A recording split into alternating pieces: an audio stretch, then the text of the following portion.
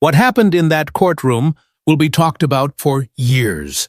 Senator John Kennedy, Louisiana's razor-sharp Republican, thought he could present his case on voting rights before Judge Andrew Napolitano, a 74-year-old legal titan with a reputation for absolute control.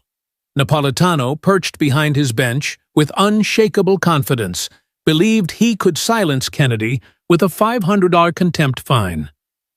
"You're out of order, Senator," he declared, his gavel slamming down, the sound echoing through the stunned courthouse. The room fell dead silent. Kennedy, a master of wit and principle, stood slowly, his calm demeanor hiding a storm of resolve. What he said next didn't just shock everyone. It may have ended Napolitano's judicial career forever. Hit that subscribe button and ring the notification bell because you don't want to miss this explosive political moment. The federal courthouse in Washington, D.C., buzzed with raw electric tension like a theater before the curtain rises on a high-stakes drama. Media crews packed the marble corridors, their cameras and microphones poised to capture every word. Reporters clutched notebooks, scribbling furiously, while camera operators adjusted lenses with the precision of snipers.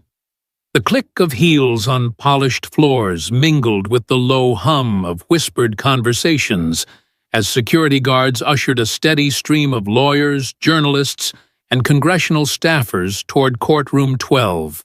This wasn't just another hearing, it was a showdown over the Protecting Voting Rights Act, a piece of legislation that had set the nation ablaze. Democrats were pushing for stronger federal oversight of state election laws, while Republicans, led by voices like Kennedy, decried it as a brazen overreach by Washington. New state laws had sparked fierce accusations of voter suppression, with civil rights groups calling them the most aggressive rollback of democratic protections in decades. The air was thick with expectation, every person in the building sensing that history was about to be made. Inside Courtroom 12, the atmosphere was a pressure cooker. The high ceilings and wood-paneled walls gave the space a grand, almost intimidating aura. But the real weight came from the people filling it. Congressional members sat in rows, their faces a mix of anticipation and unease. Reporters lined the back, their pens poised like weapons ready to dissect every exchange. Aides and clerks darted between seats, passing notes and whispering updates.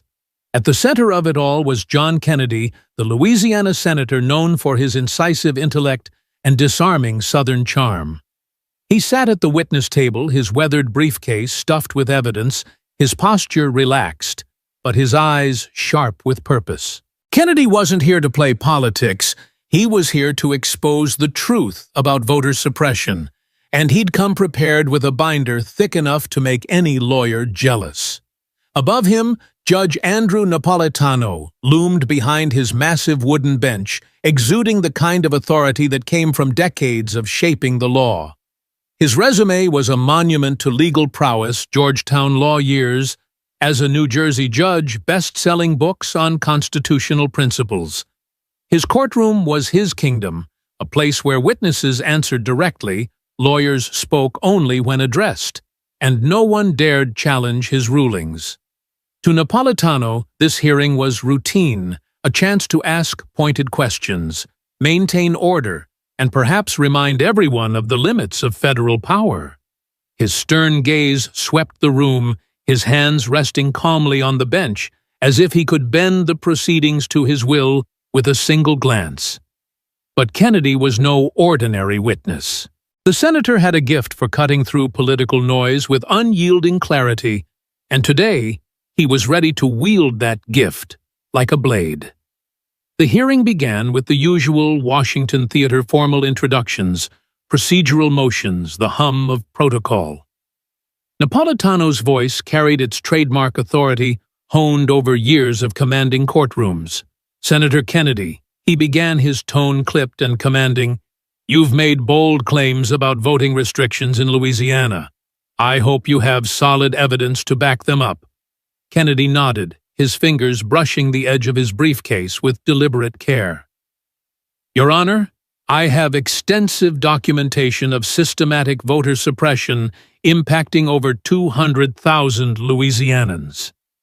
Napolitano's eyes narrowed, a flicker of irritation crossing his face. I'll decide what counts as evidence in my courtroom, Senator. Stick to facts, not politics. A subtle tension crept into the room, like the first rumble of a distant storm. Kennedy's expression remained steady, but a spark of defiance glinted in his eyes. He opened his briefcase, pulling out a thick binder with the precision of a surgeon selecting a scalpel. In Orleans, perish alone. Your Honor. He began, his voice calm but firm. We documented 38 polling locations closed since the last election cycle, with 85% of those closures in zip codes, where minority voters make up the majority. He flipped a page, his cadence measured but relentless.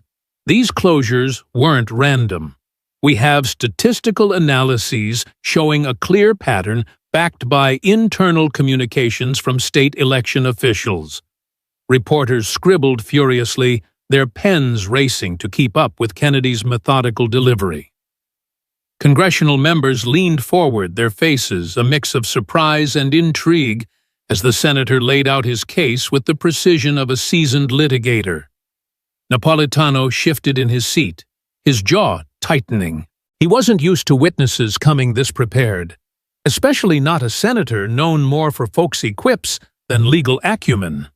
Correlation does not prove causation. Senator, he snapped, his voice carrying a sharp edge. You can't simply assume discriminatory intent. Kennedy's gaze locked onto the judge, unflinching. I'm not assuming anything, Your Honor. I have FOI